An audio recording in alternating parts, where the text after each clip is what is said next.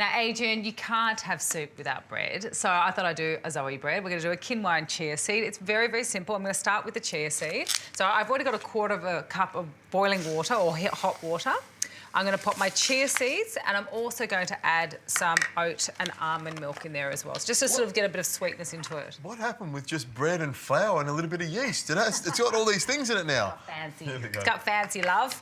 But you can see already that is actually becoming gelatinous. So you just want to put a bit of heat into it. I can't believe when you told me you were doing that, I thought it was just going to be waiting here for an hour. No, I kept saying it's so quick, particularly if you've got that water warm. Now, I'm going to move those out of the way. I'll get them for you. And we're going to start with our yeast. So I've had my yeast sort of fermenting away. It's alive and it's screaming out. So what I want to add is I've got some coconut oil. I've already melted the coconut oil. You just melt it in a microwave or put it somewhere warm?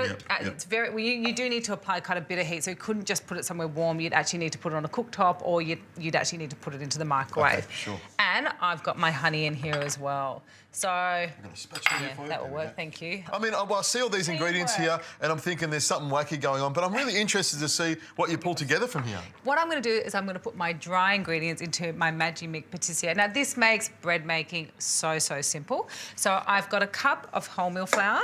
Nice. You had to ruin it with the wholemeal. There we go. Well, you're not going to like this then. I've got some quinoa. Of course. And that's cooked already? Cooked quinoa. So cooked quinoa is an absorption process, so it's a ratio of 1 to 2. So 1 cup of quinoa, 2 cups of water. Sure. Bring it to the boil and then take it down to the simmer, and you'll just slowly see it absorb. It's exactly like rice, pretty much. And then I've got my 2 cups, so I'm pretty good at free pouring on this one, of my beautiful quality bread and pizza flour. So it's a higher protein flour. It's really, really good quality, lovely and tasty. And that's our dry ingredients, and then this is going to be our wet ingredients. So I just want to give this a little bit of a mix through. Make sure that honey's all the way through it. Yeah. It's unusual. I mean, it's quite different to have the coconut oil in there. I'm really... Yeah. Well, look, I mean, that's the rich component. So it's instead of the egg, it's instead of the milk, we're actually using the coconut oil. Here we go. Okay, I'm just going to put a little bit of that honey. Don't waste any of that honey. Can't miss out on the honey. Gotta go in there. I think that I'm looking forward to the sweetness of the honey when you cook it. Yeah, look, Can that go on now? Yes, please. Okay. So what we want to do is we want to pop that on. It's going to actually bind all of the ingredients together, and we're going to take it up to a dough. Then what we need to do is I'm going to oil a bowl, pop that in the bowl, and it takes about an hour to an hour and a half, and you want to have it double in size. I'm then going to knock that back, and I'm going to make them into beautiful little quinoa and chia seeds rolls. Let that prove for about another 30 minutes, and then we're going to bake it.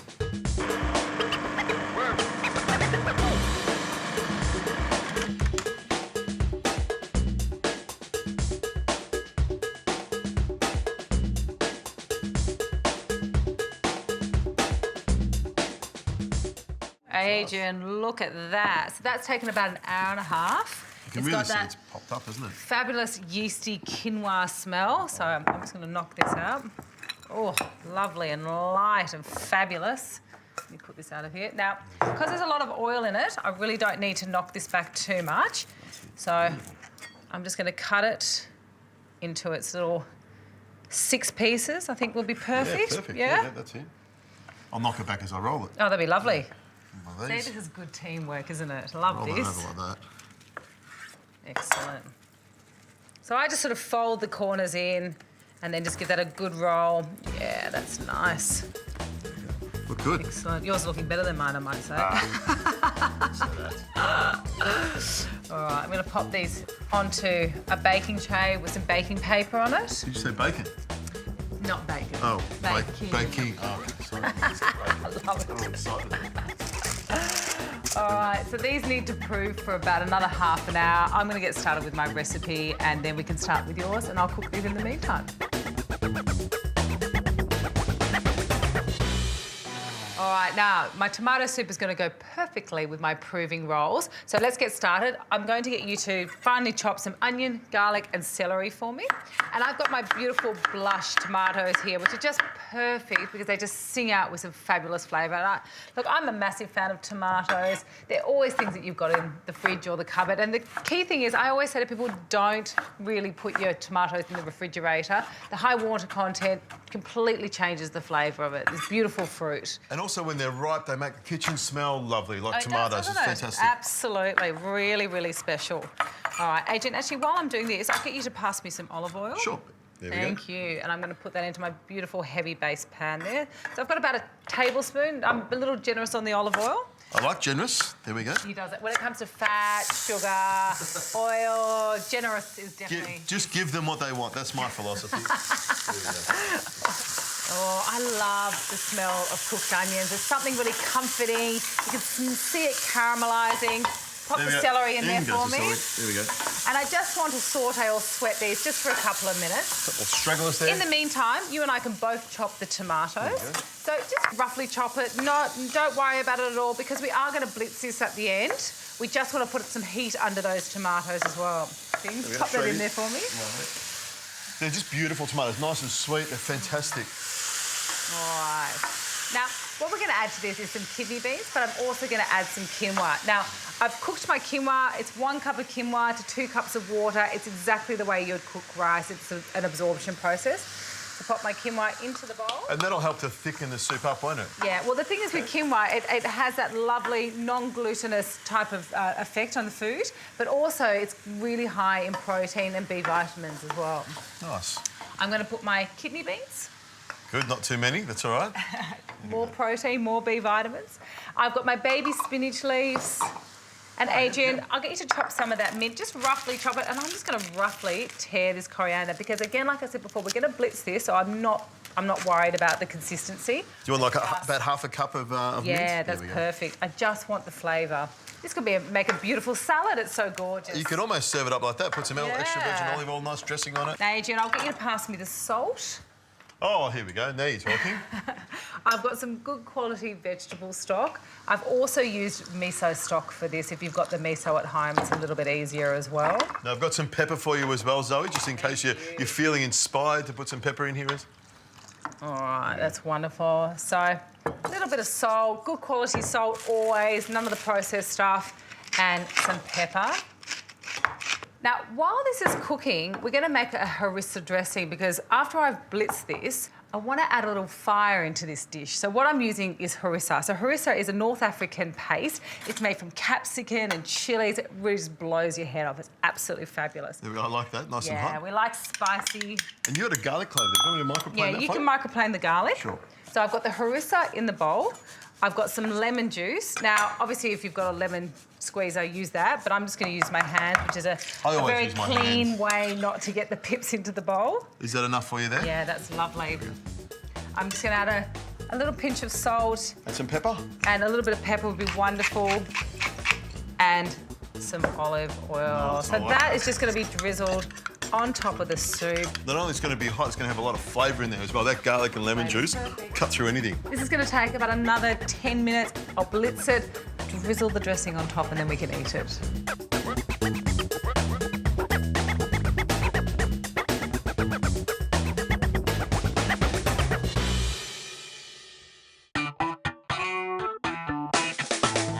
Adrian, that looks perfect. Let's get finishing with these rolls. So brush it with a little bit of olive oil, and then I'm just going to top it with some raw chia seeds. Pop it in the oven, 200 degrees. It's going to take about 25 to 30 minutes. Oh, I like this. Looks good. Beautiful. Like poppy seeds almost. So if you run out of poppy seeds, you can use your chia. There we go. That's perfect. Thanks, Adrian. Into the oven. No worries. That's wonderful. All right. Now, what I'm going to do is I'm going to turn the heat off, and I'm actually going to blitz this soup.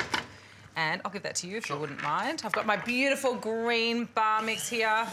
I still want it to have a little bit of coarseness to it. I love to have a little bit of texture overall. When you do this, it makes it nice and creamy as well. It's lovely. That's good. I like it. Really nice.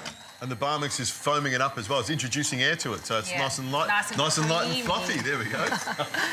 All right, that's perfect. I still want to have a little bit of the quinoa. I still want to have a little of that kidney bean, being able to see and taste. I'm liking this. It looks really good. It looks really, really wholesome. Something that you can have a bowl of this, and it's going to get you through the rest of the day. This is easily the everyday kind of soup. Don't forget the harissa. Oh, hold on. I'm just dying to get into it. Now, this harissa is going to be... It's scaring me, actually. It looks red hot, like a fire engine almost. Well, the temperature's going to be red hot as well as the harissa.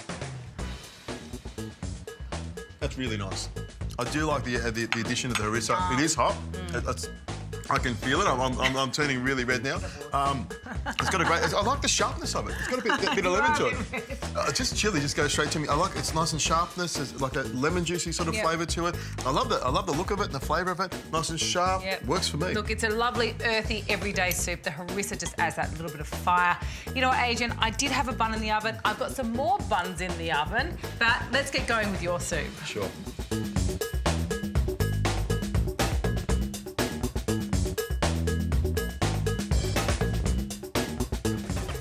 Zoe, I'm going to make for you, or make with you, because you're going to help me with this one. Right. A roasted tomato soup, and I'm going to make a little bit of a pesto with a difference. And I'm going to cook a couple of prawns to go in at the end. So a nice fancy sort of dish, yeah. Very. Now to start with, I've got some beautiful tomatoes here. Thank I'm going to you. hand them to you. Tomatoes. I want you to cut them straight in half, and then we're going to roast them on the tray. But I'll get this this red onion here, take the core out, just like that. And what I'm going to do is we're going to throw everything onto the tray here and roast it in the oven, and hopefully it'll pick up a little bit of the flavour of your bread roll, so they'll sort of flavour each other. The perfect compliment. I make a really nice tomato sauce for pasta this way as well. Just throw all the ingredients in the oven, roast to get that lovely smoky flavour.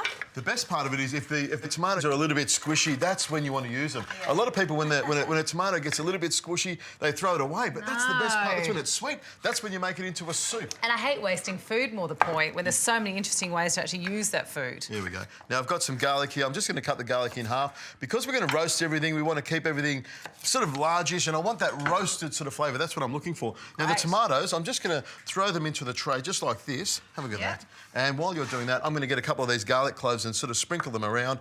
I put the onions in the bottom because we're going to put onions in the soup. We normally fry off onions and garlic, but I'm making a soup like this. I guess at the bottom you'll get the natural sugars from the tomato come through and it will caramelise. And all the juices will be in the bottom and all the flavour. Now, I'm going to pour some extra virgin olive oil on here, just a nice big splush, as much as you want. Great oil you can use. This is very healthy, Adrian. You can use heaps of this. Is healthy. This is tasty. Is very healthy. This you know, is good. big, beautiful antioxidant-rich flavours and foods in there. I love this. All the things you love. Now, I'm going to get some salt. Nice amount of the Murray River pink salt straight on there. Do you know that tomatoes are the only natural form of MSG? Really? Yeah. Well, I've just put salt in it. I've just put salt in it, so everyone's got something to complain about. But the salt, I think tomatoes and salt go really well together. Yeah, it does lift the flavour of a tomato. I agree with that. And even if you've got a tomato that's raw, you just cut the top off it, put some salt and pepper on it, take a bite of it. Olive oil on that. That is pretty special and simple. Now, Zoe, I'm going to pop these into the oven with your buns. They're going to roast for about 20 minutes at 200 C. Perfect timing. Nicely caramelised on the top, lots of flavour in there. I'll pop these in, then I'm going to make you a pesto with a bit of difference. I've got some rocket, some basil, some parsley, some macadamia nuts. Macadamias. I'm a big fan of macadamias. Sweeter, which I love. Parmesan olive oil and garlic. I can't wait to show you this one.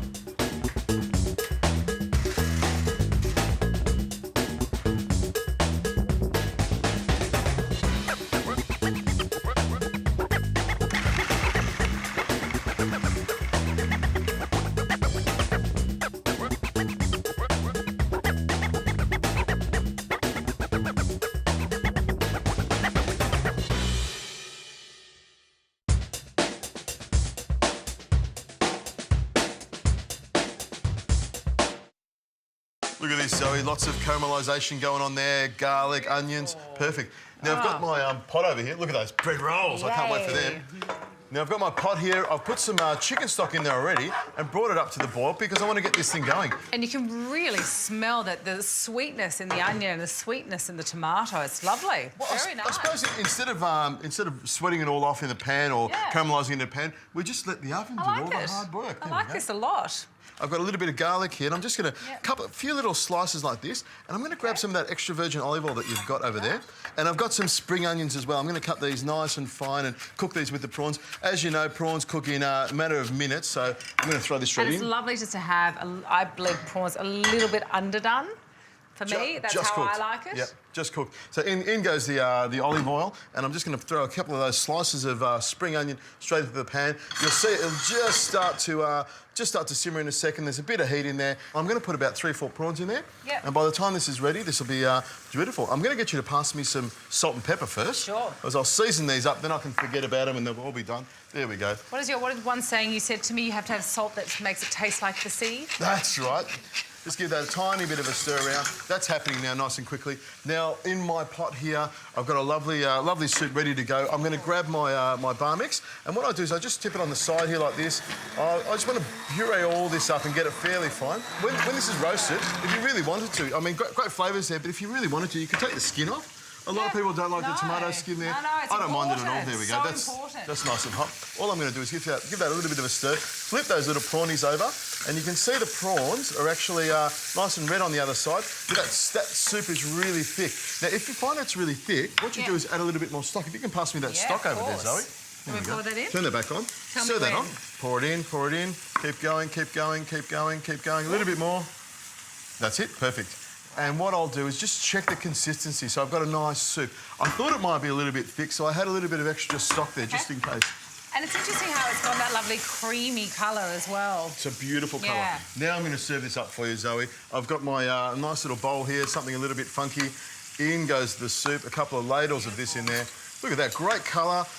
You know, if you really want to get really technical about it, you could take the seeds and the skin off, but I love it like this, you know? It's all fibre, isn't it? Is that the word you like to use? Fibre, antioxidants, it's all the good stuff. There we go, a couple of prawns in there. Now, you know, if you wanted to, you could take the little tails off, but, you know, I like to have the tails on. I think it looks great. Something to pick it up with. Exactly, it's like a little handle, isn't it? I put 3 prawns on top of there. They go into the soup, and a little bit of this oil and the spring onion is around there as well. See a little bit of oil Now, there? Adrian, while you're doing that, I'm going to get us some rolls ready to go.